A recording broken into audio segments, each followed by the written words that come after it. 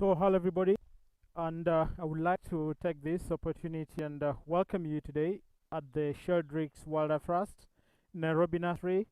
And this is a center that takes care of orphan baby elephants and rhinos, and later on are reintroducing them back into the wild. And here in Nairobi National Park, we've got 12 baby elephants that we all the elephants are here because they're orphans, and we've rescued them from different parts of the country, having different reasons for being orphans. So we have to rescue them so that we can hand raise them here for about 3 years before we start to reintroduce them back into the world. And we rescue elephants that are 2 years and below, and this is because out in the world, young babies will need to suckle the mothers for the first 2 years. So if they happen to lose the mothers when they're below 2, it is obvious that they cannot survive, and so we rescue them and take care of them for 3 years, and after 3 years start to reintroduce them back into the wild within Savo Conservation Area. And if you might be joining us for the first time, the Sheldrick Wildlife Trust is a project that was started officially back in the year 1977 after the death of David Sheldrick, who was a naturalist and the senior founder warden of the Large Savo National Park.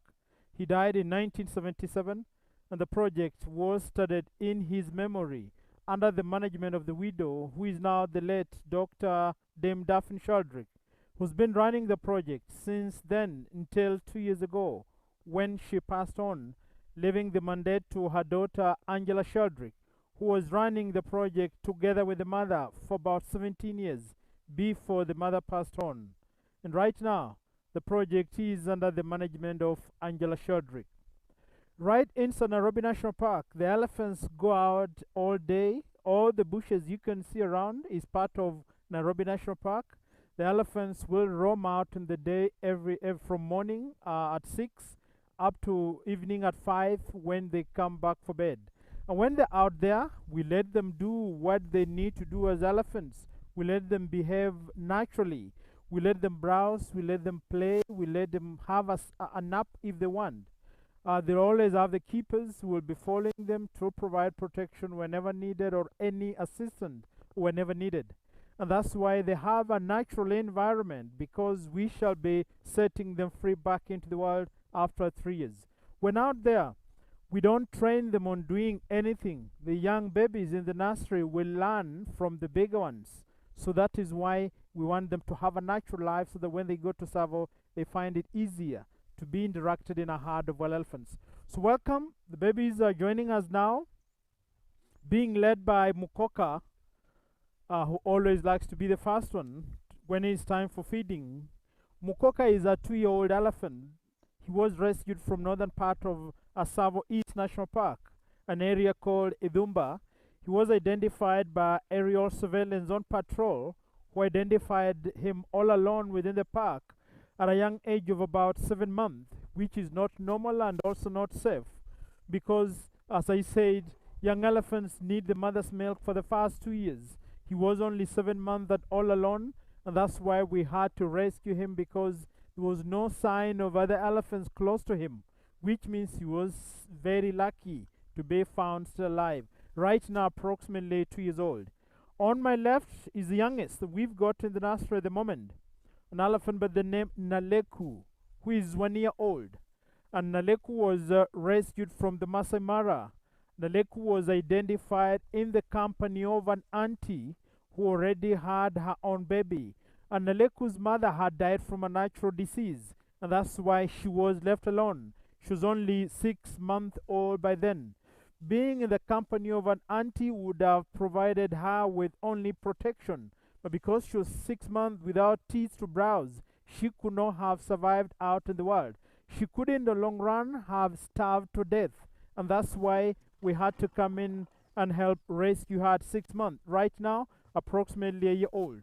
Right in the middle of the waterhole is an elephant by the name Roho, who is the youngest boy in the nursery, who is approximately 17 months old, who was rescued from Savo West National Park, whose mother is believed to have been killed by poachers, and that's why the baby was left alone at about 7 months. Right now, Roho is approximately 17 months, adjusting well in the nursery, considering the fact that He underwent a long period of stress and trauma after seeing what happened to the mother, but we are happy that he's adjusting well. Behind Roho is the second oldest, an elephant by the name Nabulu, who is approximately 3 years old, who was rescued from the Masai Mara, who was identified alone within the park, very thin and very weak, very much dehydrated and emaciated, a sign that she had stayed for a long time without the mother's milk and also without enough vegetation. And that's why we had to rescue her. Very, very thin. Right now, she's approximately 3 years old. And next to my right is an elephant by the name Maisha, who also happens to be the oldest and the main matriarch of all the elephants that we've got in the nursery, the mother figure. Maisha is over 3 years old, and Maisha was rescued from Sava Conservation Area. Her mother is believed to have died from starvation due to drought, and that's why she was left alone at about 8 months. Right now, she's approximately over 3 years old and doing well in the nursery, being the overall leader, but we just discovered that she's a very tough mother. She's not the polite mother we expected or we thought she would be. She likes to instill a lot of discipline to all the others, though taking on that role very well after Tameoe and Tagwa left the nursery. So she's the leader and being assisted by Nabulu at the far end, who is the second oldest female. On my right is Kyombo, and Kyombo is approximately almost 3 years, 2.5, slightly over 2.5. Kyombo was rescued from the Masai Mara. He was also identified all alone within the park while at the age of below a year old, which meant that he was an orphan.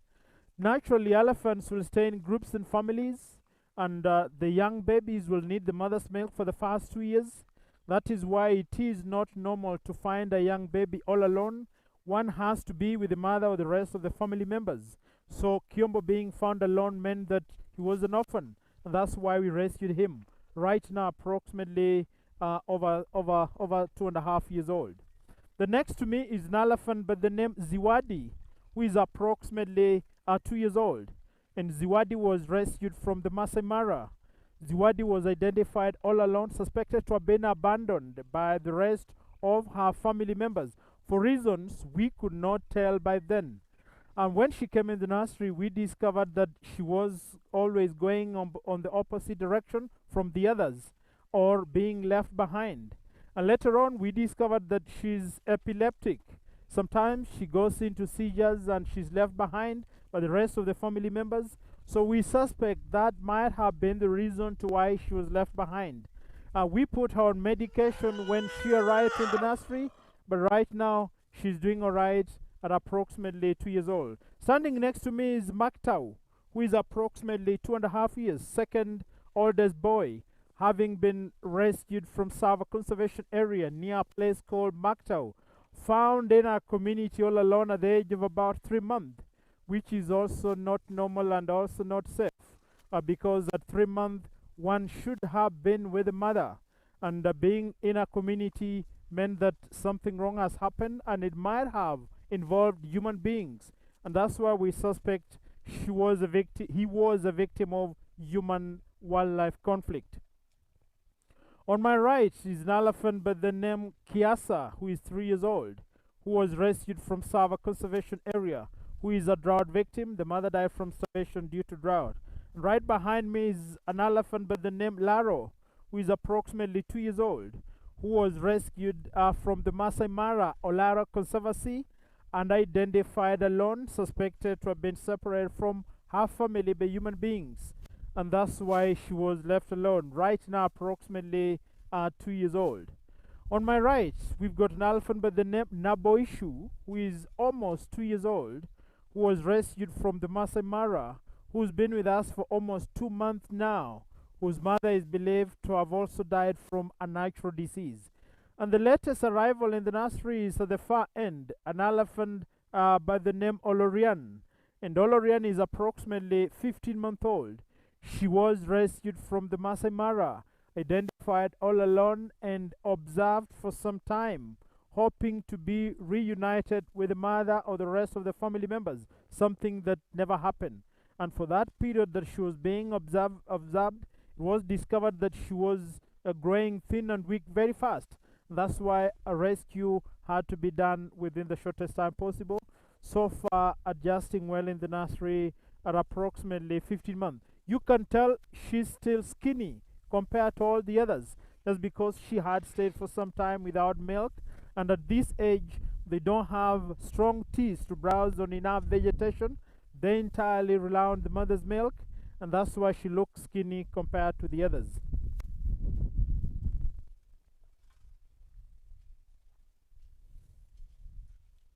So that makes a total of 12 elephants in the nursery and our care for the first 3 years.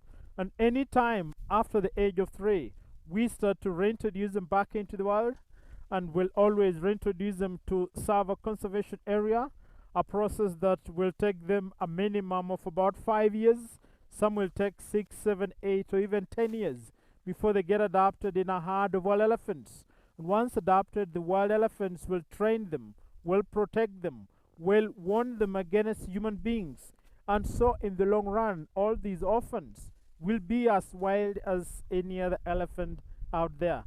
Within that process, or within that period of being reintroduced, our keepers will always monitor them and follow them out in the park and see the reaction between our orphans and the wild elephants. Sometimes the reaction is good, our orphans are invited, and so they spend the day together. Sometimes they get ignored, they get rejected, different reactions on daily basis, but after some time they make special bonds who will later on invite them and be part of their family members out in the world. And when we see that happen, we can successfully say we've achieved our target, because the main target here is to rescue them. Since they were found orphans, handbred them, and later on reintroducing them back into the world.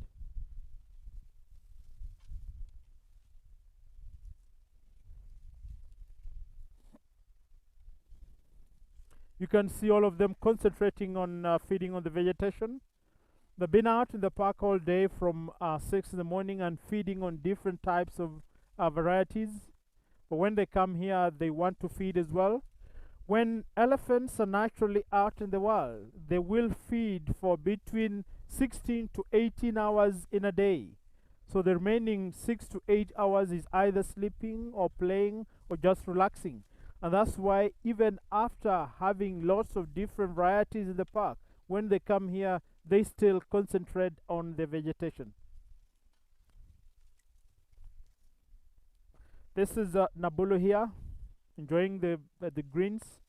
Behind Nabulu is Naboishu. And next to Naboishu is Kyombo.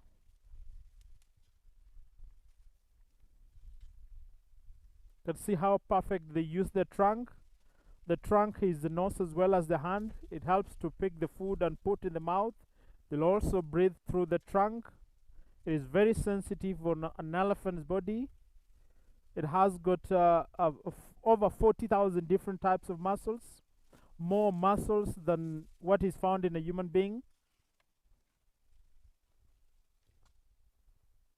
Olorien on my right. Behind Olorien is Mukoka.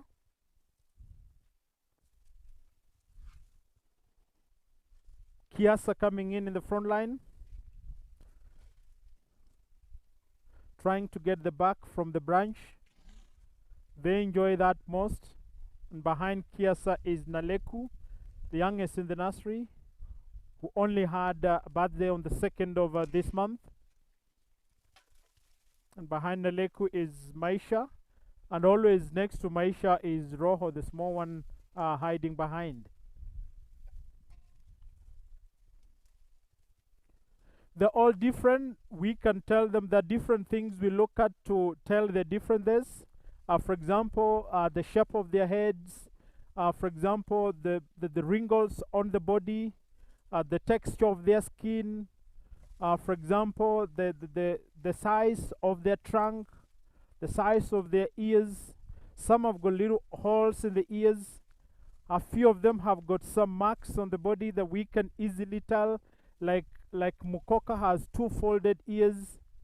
Laro has 1 torn ear. We've got Roho who's got 1 folded ear. We've got Ziwadi with one folded ear as well.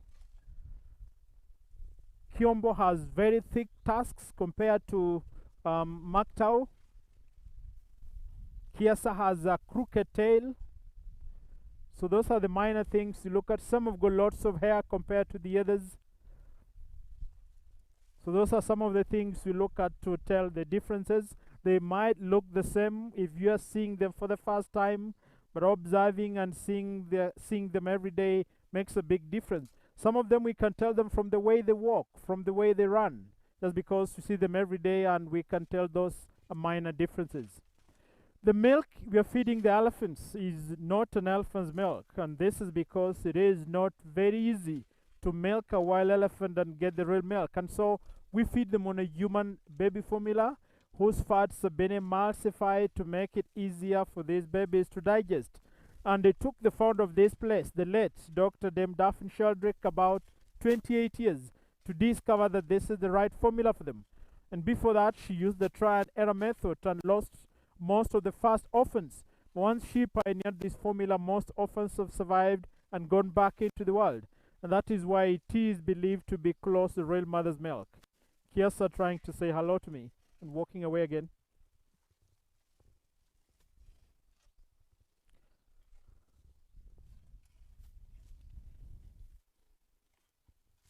Might be able to see the keepers trying to throw the dust on the body, just to entice them to play if they want. If they want, they'll go ahead and do it. If they don't, they won't do it. As I said in the beginning, we don't train them on doing anything. We just let them do what they want. The dust stuck on the body protects them from being bitten by some insects and also from the sun when it is too hot. And they all by themselves like to roll and dust in the mud and in the dust as well. You can see Naleku covered with the dust.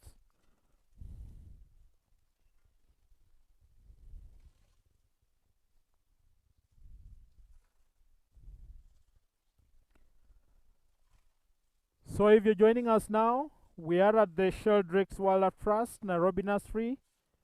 12 baby elephants before us now. If you want to look at their feet, like Kanaleku close to me, elephants actually in the front, African elephants have got 4 toes in the front leg and 3 in the back leg. When you look at the Asian elephants, they've got 5 in front and 4 behind. So this is an African elephant who has 4 in front and 3 at the back.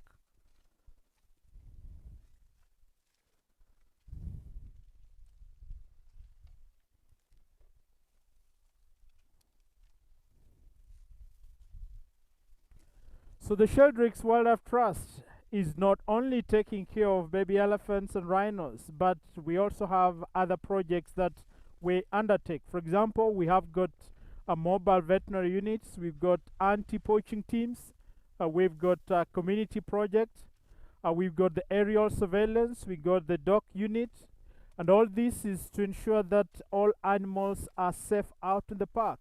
For example, with our mobile veterinary unit, in case there is any injured animal out in the park, we shall be informed, and our mobile veterinary unit will go on the ground to help treat the injured animals and immediately set them free to continue with their own natural life.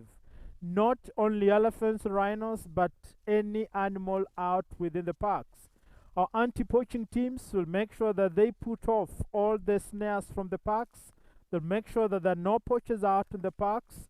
There are no people burning charcoal in the parks. There are no idlers or strangers in the parks.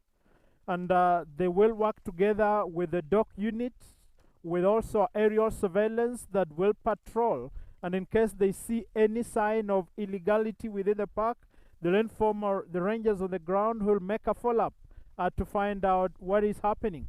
And all this is working together with the Kenya Wildlife Service to ensure that all the animals are safe within the parks.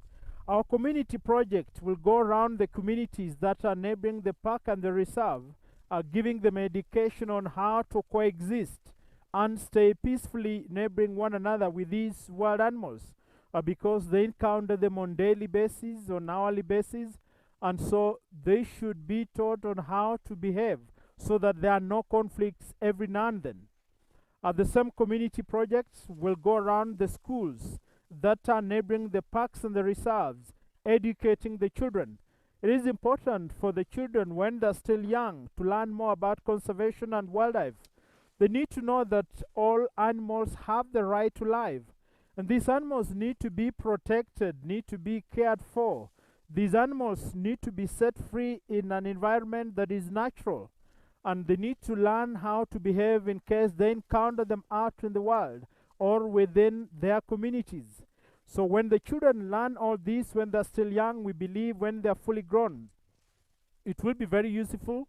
They'll ensure that they care and protect all animals in general.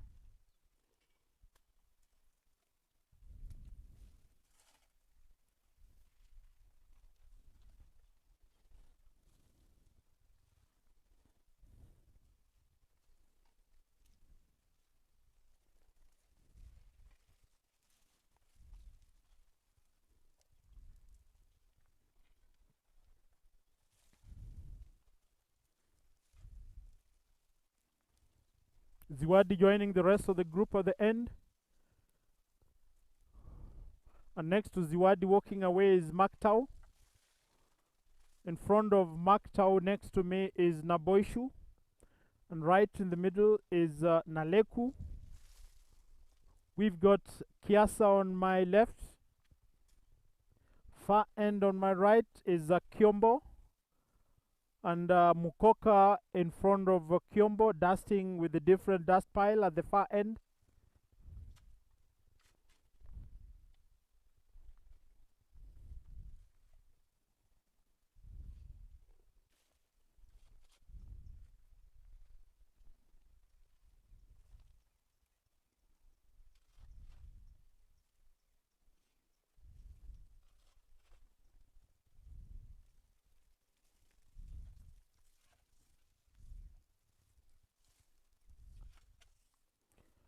So if you're joining us now, we are at the Sheldrick Wildlife Trust, Nairobi Nursery.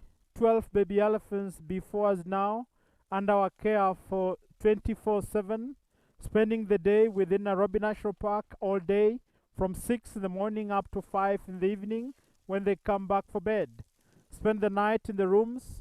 For those elephants that are under the age of 2 years, have somebody spending the night in the rooms for the purposes of feeding them on demand and on intervals of 3 hours, for the purposes of covering them with blankets to make sure that they are kept warm, because pneumonia is a threat to young elephants, and also for the purposes of keeping them company, because elephants are social animals.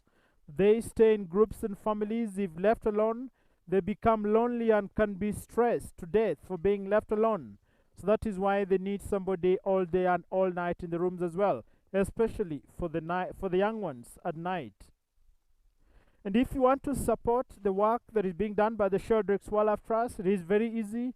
You only go on our website, find out how you can donate towards the project. You can do it in form of buying some milk for the elephants. You can donate towards adopting an elephant, which is costing a minimum fee of $50 a year to adopt an elephant. And when you adopt an elephant, we will open an account and we'll be updating your account on a monthly basis, letting you know all that is happening in the nursery. For example, we've got a keeper's diary, which is written every day by the keepers, telling different stories from different orphans, and all that will be brought to you on monthly basis online.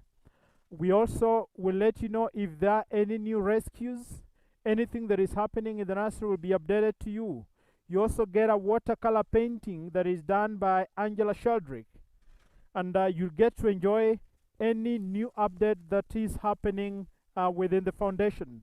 So that is why you can adopt an elephant for yourself or as a gift to a friend. And if you do it as a gift, the gift recipient will receive the updates every month. But if you do it for yourself, then it's you that will receive the updates every month for a year.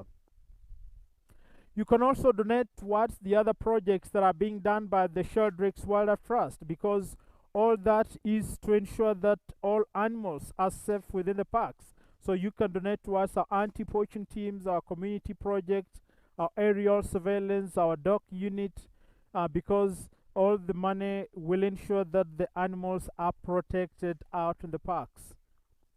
You can easily do that by going on our website and finding out how you can help support and donate towards the Sheldrick Wildlife Trust. So it is important to learn that all animals have a right to life and so need to be protected. All human beings need to know that God commanded man to take care of all animals, and so it is our responsibility. We have to do it. We don't have a choice. We have to ensure that we protect and care for all animals and let them have a natural life, not to kill them because we are interested in their skin, in their meat, in their horns. Not to kill them because they are many, since they also have the right to reproduce out in the world. So they have their space, and we need to respect their space and set them free in their space, and not to invade their land and not to invade their space, and not to congest them at one place. And that is what will ensure that they have a natural life out there. It is important for all human beings to respect all animals. They cannot talk for themselves, and so we talk for them and ensure that they have the freedom that we would like to have as well.